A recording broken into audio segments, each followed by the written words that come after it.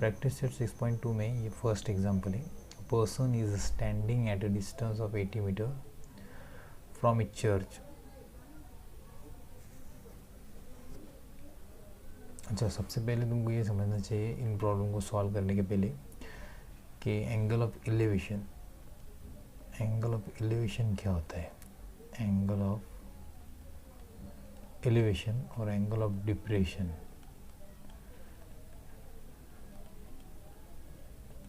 ये सब example solve करने के लिए ज़रूरी है. एंगल ऑफ एलिवेशन मतलब क्या, जिस पॉइंट से बोला है उसको तो तुम ऐसा ले लो एक तो, या फिर इधर ले लो.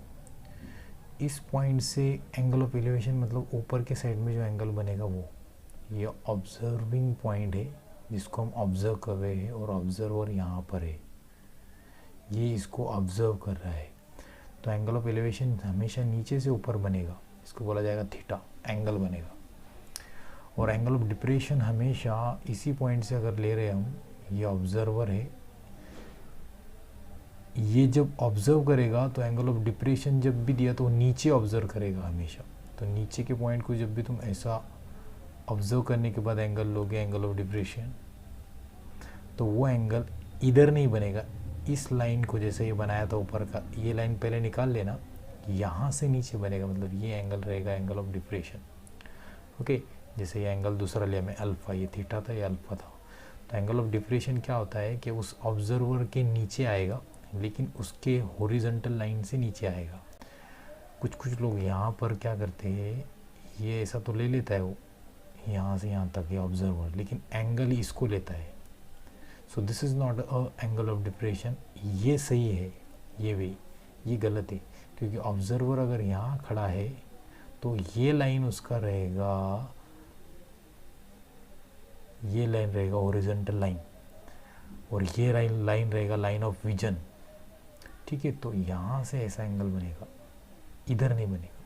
तो ये रॉन्ग है, ये रॉन्ग है, ये वाला. ठीक है. A person is standing at a distance of 80 metre from a church. एक चर्च है यहाँ पर, सपोज वो चर्च है.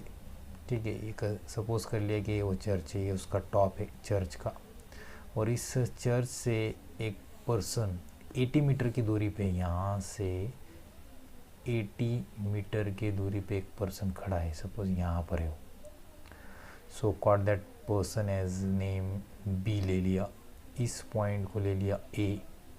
ठीक है, अब ये जो चर्च है इसका ये ऐसा हाइट रहेगा कुछ तो भी. A person is standing at a distance of 80 metre, मतलब ये 80 मीटर दूरी पर एक पर्सन खड़ा हुआ है. सपोज ये पर्सन है, यहाँ से ये दूरी 80 मीटर है.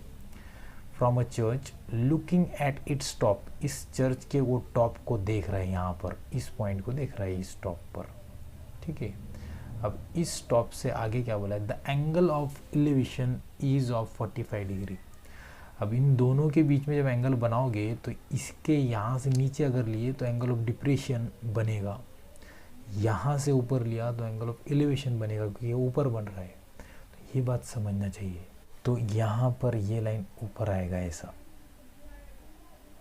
And this angle is called the angle of elevation. ऊपर जो बनता है दैट इज 45 डिग्री, ये रहेगा 45 डिग्री. अब कोई बोला ये एंगल तो 90 रहता है सर, क्योंकि ये स्ट्रेट है, बिल्डिंग तो ऐसा टेढ़ा नहीं रहेगा, ये बिल्डिंग ऐसा तो नहीं रहेगा ना, स्ट्रेट ही रहेगा. तो ये 90 डिग्री, ये 45, तो फिर ये 45 होगा है क्या, तो हाँ. अब यहाँ पर तुमको ऐसा ट्रायंगल मिल गया, ये ऐसा वाला ट्रायंगल, ये 80 मीटर की दूरी पे तुमको हाइट पूछा होगा. फिर अब तुमको पूछा है find the height of the church, इसका हाइट पूछा है. तो इसका हाइट सपोज हमने ले लिया, इसको नाम दे दो ए बी, इसका नाम दिया चर्च था, इसको सी दे दिया, ए बी सी. तो ये जो ए सी रहेगा ये फाइंड आउट करने के लिए बोला है.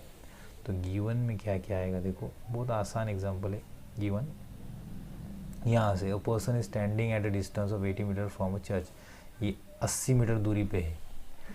So distance between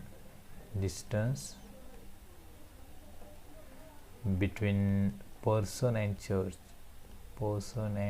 church that is equals to, तुमने ये डिस्टेंस लिया ए बी, तो ए बी ले लो, और वो डिस्टेंस दिया है तुमको 80 मीटर, तो मीटर में ले लो. ठीक है, उसके आगे और क्या दिया है, लुकिंग एट इट्स टॉप, ऊपर देख रहे हो, और एंगल ऑफ एलिवेशन 45 डिग्री दिया था, एंगल ऑफ एलिवेशन इज 45, तो 45 डिग्री जो एंगल है वो ए बी सी है, तो angle A B C is equals to 45 degree. And then find the height of the church, तो यह फाइंड आउट करना है हाइट ऑफ द चर्च, तो वो भी लिख लो, A C is equals to the height of the church, height of the church, बस यही फाइंड आउट करना है हमको, ए सी। ठीक है, तो यहाँ पर टैन लगाएंगे हम लोग। नाउ टैन क्या आएगा, 45 degree, tan 45 degree is equals to 45 के सामने का साइड, इसका टैन 45, टैन का फॉर्मूला आता है टैन थीटा लिया तो opposite side divide by adjacent side, ये फॉर्मूला है, एडजेसेंट साइड। अब 45 टैन 45 ये ले रहे हैं हम लोग, तो इसका अपोजिट साइड क्या है तुम्हारा, ए सी जो हमको चाहिए, और ये है अपोजिट साइड, एडजेसेंट साइड ये दोनों है, लेकिन ये हाइपोटेनस है तो नीचे का लेना पड़ेगा ए बी। अब वैल्यू प्लग इन करो, टैन 45 का वैल्यू आता है 1, ये पता होना चाहिए, टेबल में दिया है तुमको साइन कॉस टैन का वैल्यूज़। ए सी हमको पता नहीं, जो हाइट ऑफ चर्च है वो तो हमको फाइंड आउट करना है, ए सी ये दिया है, लेकिन ए बी दिया है 80 मीटर, इधर लिया है हमने गिवन में, ए बी इज़ 80 मीटर, तो ये आएगा 80 मीटर। अब ये 80 को इधर ले लो, तो ये अगर इधर लेके गए तो ये मल्टीप्लाई, हमको ए सी चाहिए ना, तो ए सी आएगा, ये इधर मल्टीप्लाई होगा, सो 1 इंटू 80, सो ये आएगा 80 इज इक्वल्स टू ए सी, और ए सी क्या था हमारा, बस हो गया answer, height of the church. Therefore height of the church is ये 80, लेकिन ये मीटर में है कि सेंटीमीटर में है, सेंटीमीटर में तो रहेगा नहीं क्योंकि चर्च का हाइट सेंटीमीटर में रहेगा नहीं, ये तो समझना चाहिए। सेकंड क्वेश्चन में दिया है from the top of A light house, एक लाइट हाउस है जो समंदर की किरानी लाइट हाउस होता है उस टाइप का, तो एक लाइट हाउस ऐसा ले लिया, उसका कुछ तो भी हाइट है यहाँ पर रहेगा, और लाइट हाउस ये टॉप है उसका, top of the light house, यहाँ से ये ग्राउंड लेवल रहेगा। ठीक है,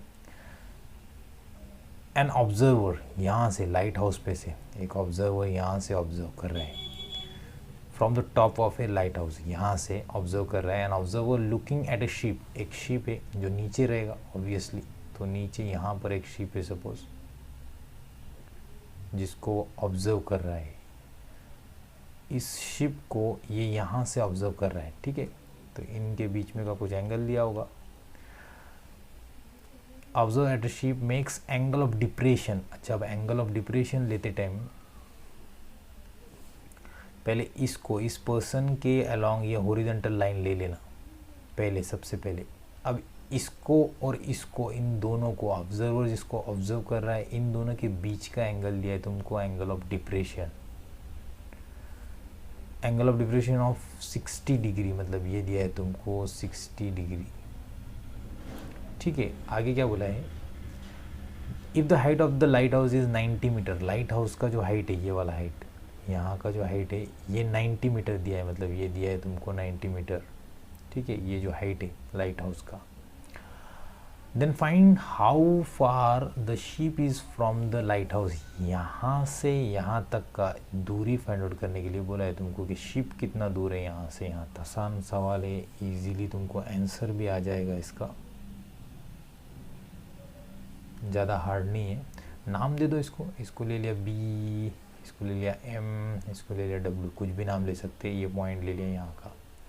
अब ये फिर से वही राइट एंगल ट्रायंगल बन गया, ये 90 है, ये हाइपोटेनस है, ये जो साइड है तुम्हारा बी डब्ल्यू। अच्छा, और एक प्रॉपर्टी था तुमको, अगर दो पैरेलल लाइन है और एक ट्रांसवर्सल है, तो ये एंगल और ये एंगल, दोनों एंगल अल्टरनेट बोला जाता है इसको। सो अल्टरनेट एंगल्स आर सेम, ये जेड भी बनाते हैं, इस तरीके से भी समझाया जाता है कभी कभी, जेड बना रहे तो इधर का साइड और इधर का साइड क्या होता है, अल्टरनेट एंगल, और वो सेम होते हैं। तो इधर भी देखो एक जेड बनेगा, यहाँ से ऐसा ऐसा और फिर ऐसा, तो ये एंगल ये 60 है तो ये भी 60 रहेगा, अब ये एंगल भी 60 हो गया। तो गिवन में आएगा यहाँ से लिखना, from the top of the light house, यहाँ से an observer looking at a ship makes an angle of depression, पहले एंगल आएगा, मतलब ये एंगल, यहाँ कुछ तो भी ले सकते हो तुम लोग, इधर टी ले लिया, सपोज कुछ भी नाम ले लो, टी बी डब्ल्यू ये दिया था पहले, टी बी डब्ल्यू इज, ये एंगल है, टी बी डब्ल्यू 60 है, उसी तरीके से ये भी उतना ही आएगा, B W M, angle B W M, क्यों, अल्टरनेट एंगल्स, अल्टरनेट एंगल्स, तुम पूरा लिखना एंगल्स, मैं ये शॉर्टकट लिख रहा हूँ एंगल्स, ओके। उसके बाद में क्या दिया है, और if the height of the light house is 90 metre, height भी दिया है, बी एम भी दिया है तुमको, B M is equals to height, height of light house वो दिया है तुमको 90 मीटर दिया है, तो वो लिख लो इधर 90 मीटर। अब मीटर में दिया है तो आंसर भी मीटर में आना चाहिए, ये फाइंड आउट करना है एम डब्ल्यू। तो then find how far the ship is from the light house, तो distance between lighthouse and ship वो निकालना है तुमको। तो एम डब्ल्यू है तुम्हारा distance between lighthouse and ship, कितनी दूरी पे करके। तो अब क्या करो, सिंपली यहाँ पर भी tan ही यूज़ करना है, tan 60। Now tan 60 degree is equals to, tan 60 आता है तुम्हारा opposite side divide by adjacent, opposite side divided by adjacent side, तो अपोजिट इसके 60 के सामने का साइड है ये बी एम, और इसका एडजेसेंट साइड है नीचे का एम डब्ल्यू। बस वैल्यू प्लग इन करो, tan 60 का वैल्यू तुमको पता होना चाहिए, tan आता है साइन अपॉन कॉस, tan आता है साइन अपॉन कॉस, इससे भी निकलता है, या फिर टेबल का वैल्यू याद कर लो, वो तुमको पता चाहिए। tan 60 निकालने के लिए sin 60 निकालो, sin 60 आता है √3/2 और cos 60 आता है 1/2। अब इनका 2 अगर कैंसिल किया तो √3 आएगा, मतलब tan 60 आया तुम्हारा √3। फिर अपोजिट साइड बी एम दिया है, B M 90 divided by M W नहीं दिया है, वो फाइंड आउट करना है, तो एज इट इज आएगा एम डब्ल्यू। अब हमको आंसर तो एम डब्ल्यू चाहिए था, तो इसको इधर ले लो, इसको √3 को इधर लेके चले जाओ, तो एम डब्ल्यू आएगा 90 डिवाइडेड बाय √3, बस यही आंसर है। इसको तुम ऐसे भी ले सकते हो, 90 डिवाइड बाय √3 का वैल्यू दिया है 1.73 दिया है, ठीक है। तो इसको सॉल्व करने के लिए अब तुम्हारे पास दो तरीके हैं कि 90 को क्या करो, ये पॉइंट 2 से आगे लेके जाओ, 2 पॉइंट, तो जब ये 2 आगे ले जाओगे तो ये आएगा 173, और इधर भी 2 पॉइंट आगे जाएगा, क्योंकि 90.0 था ये ऐसा, तो ये जब 2 आगे जाएगा तो यहाँ 2 0 बढ़ जाएगी। अब तुम्हारे पास ऐसा आ गया 9000 डिवाइडेड बाय 173, बस इसको डिवाइड करो, 173 का 5 से अगर डिवाइड किया तो ये आता है 865 में से 35 बचता है, तो 35 और ये 0 इधर लगेगा, फिर 2 से डिवाइड करो, तो 173 मल्टीप्लाई बाय 2 आएगा 346, तो यहाँ से माइनस करो 346, इसमें से माइनस किया तो 4 बचेगा। अब इस पर पॉइंट लेके इस पर 0 लेना पड़ेगा, तो 40 से तो डिवाइड नहीं होगा, फिर से एक 0 लिया, तो ये आंसर इतना ही आएगा, 52 आना चाहिए, 52.02 ऐसा कुछ तो भी आता है, या फिर बुक में तुमको ऐसा दिया है 51.9 मीटर। ये डायरेक्टली अगर तुम कंप्यूटर से लेते हैं या फिर कैलसी से, इलेक्ट्रॉनिक डिवाइस से अगर लेते हैं, ऐसा 90 को ऐसा नीचे डिवाइड करो और मोबाइल में √3 डिवाइड करो, तो डायरेक्ट ये आंसर देगा। बट अगर मैन्युअली ऐसा डिवाइड किया तो आंसर ये देगा। तो दोनों आंसर करेक्ट है, लेकिन ये मुझे लगता है बेटर है और सही है, क्योंकि यहाँ पर 1.73 यूज़ करने के लिए बोला है, तो जब 1.73 अगर यूज़ किया तो डिवाइड तो करेगा, तो इतना आंसर बता रहा है, तो ये आंसर सही है। ये तो कैलसी से आ रहा है या फिर इलेक्ट्रॉनिक डिवाइस यूज़ कर आ रहा है, और वो तो मना ही किया गया है, हम एग्ज़ाम में यूज़ नहीं कर सकते, तो फिर ये आंसर गलत है जो बुक ने दिया है। ठीक है, तो आंसर आएगा last, therefore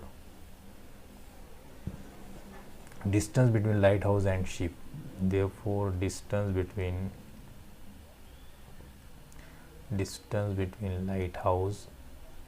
light house and ship is, ये लिखते बुक में का जो है, या 52 भी लिख दिया तो चलता है, 52 मीटर।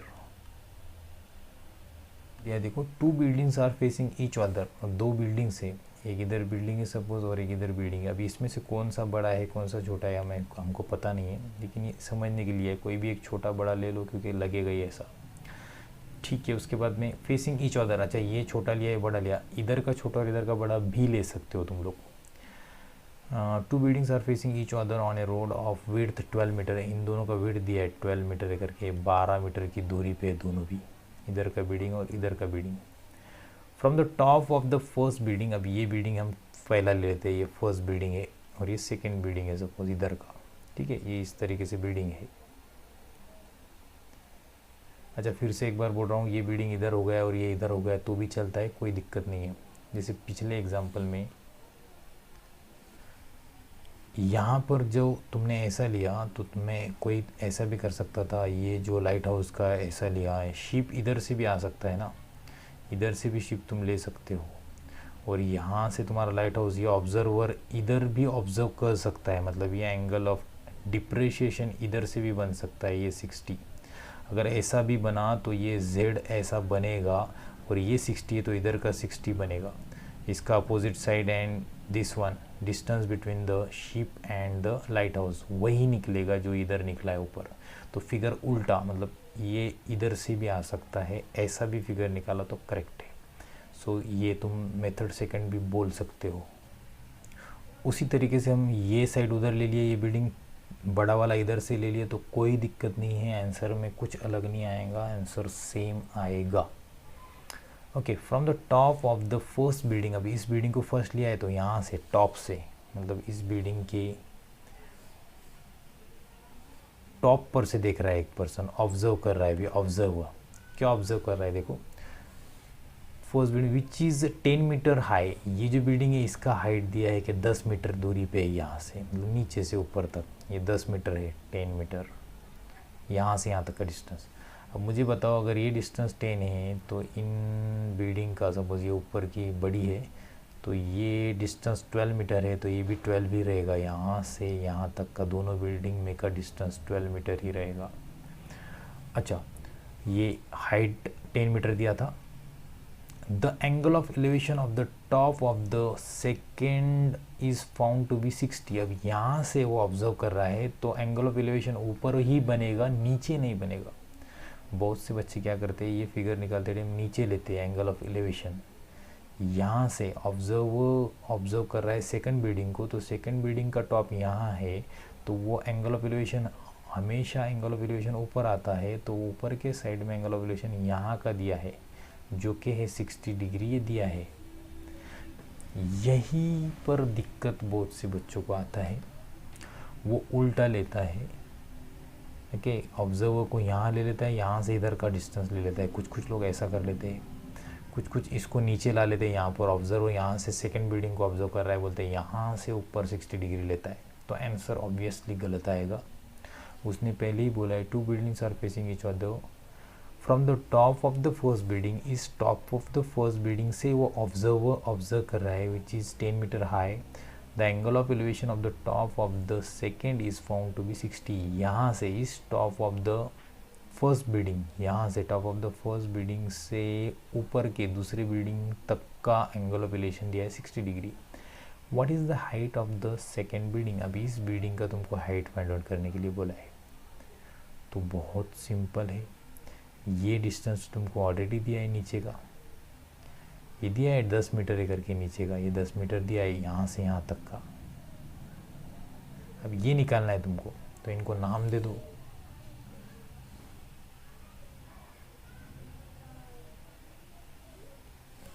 तो मैं इसको नाम दिया, इसको दिया है ए, इसको दिया है बी, इसको दिया सी नाम, और इसको दिया D, A B C D हो गया, इसको नाम दे दिया ई, ठीक है, कोई भी नाम दे सकते हो तुम लोग।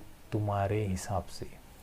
अब गिवन में हम क्या लिखेंगे, जैसा जैसा ड्रॉ किया था उस हिसाब से। और building are facing each other on the road of the width 12 metre. अब विड्थ क्या था, ईडी, तो ईडी लिखेंगे हम, विड्थ ऑफ बोथ बिल्डिंग्स,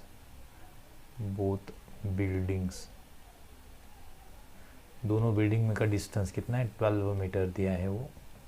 दूसरा क्या दिया तुमको, उसके बाद में बोला है from the top of the first building, इस टॉप से which is to be 10 metre high, यहाँ से 10 मीटर हाई, तो बी ई दिया है तुमको, बी ई ये दिया है, दैट इज़ 10 मीटर। अब बी अगर 10 मीटर है तो ये भी दे दिया तुमको, सी डी भी उतना ही है, is equals to C D, दोनों सेम है, क्योंकि यहाँ से यहाँ तक का ये रेक्टेंगल के हिसाब से ये अपोजिट साइड सेम, ये अपोजिट साइड सेम। जैसे ये ई डी 12 मीटर है, ई डी, तो ये भी उतना ही है, क्या बी सी, ये बी सी भी उतना ही आएगा, क्योंकि सेम है, रेक्टेंगल टाइप है ना, ये डिस्टेंस और ये डिस्टेंस। बिल्डिंग तो ऐसे, एक बिल्डिंग ऐसा हो गया और दूसरा बिल्डिंग ऐसा हो गया, ऐसा तो नहीं रहेगा, बिल्डिंग शुड बी स्ट्रेट रहेगा। तो ये स्ट्रेट होने की वजह से यहाँ जो डिस्टेंस रहेगा नीचे, वो ऊपर भी वही मेंटेन होगा। ओके, अब कोई बोलेगा गैलरी इधर से है और इधर से नहीं है, तो फिर कम ज़्यादा हो सकता, तो ऐसा नहीं होगा, ठीक है। हम गैलरी नहीं कंसिडर करेंगे, हम ये सोचेंगे कि उस साइड से गैलरी ही नहीं है।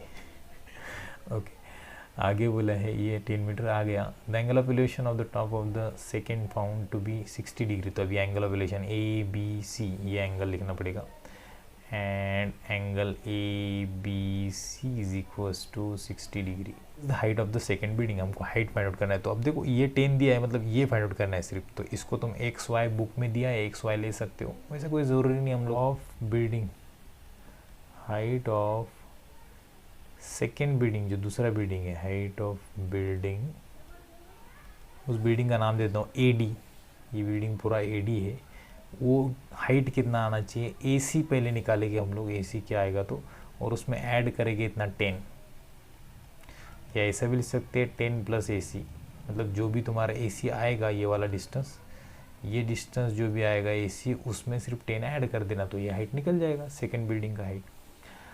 नाउ अब फिर से यहाँ से tan यूज़ करेंगे, इसका tan 60 का अपोजिट साइड ये है और ये एडजेसेंट साइड है, तो tan 60 degree is equals to opposite side, 60 के सामने का साइड ये है, क्योंकि 90 डिग्री है हाइपोटेनस से ऊपर का ये ए बी, तो ए सी अपोजिट साइड है, opposite side is A C divided by adjacent, ये भी है एडजेसेंट, ये भी है, इसके लिए ये, तो ये तो हाइपोटेनस है जानबूझकर, तो हम ये लेंगे B C divide by B सी।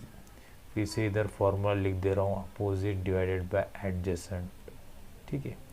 वो वैल्यू कितना आया, ए सी कितना है, देखो ए सी यहाँ पर दिया नहीं है, वो एज इट इज रहेगा, और बी सी दिया है, लेकिन बी सी दिया है वो 12 है, तो 12 इधर लिख दिया।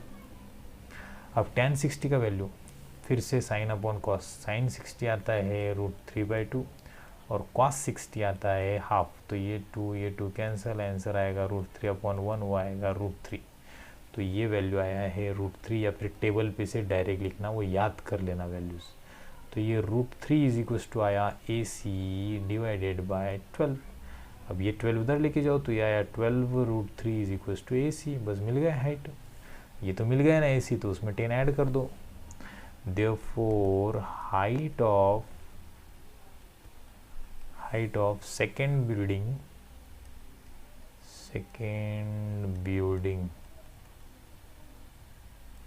इज कितना रहेगा, 10 ऐड करना है, सो 10 प्लस ये वाला वैल्यू 12 √3 मीटर, इसको ब्रैकेट में लिख के मीटर लिख सकते हैं। अच्छा, कोई बोलेगा अब √3 का वैल्यू हम पुट कर सकते हैं क्या सर, तो वो यूज़ मत करना, जब तक तुमको प्रॉब्लम में ऐसा ब्रैकेट में अगर दिया होता तो यूज़ करते, अगर तुमको दिया नहीं है प्रॉब्लम में तो वो यूज़ मत करो, रेखा में काम मत करना, अगर दिया है तो ही यूज़ करना, बस यहाँ पर रुक जाओ। This is your final answer.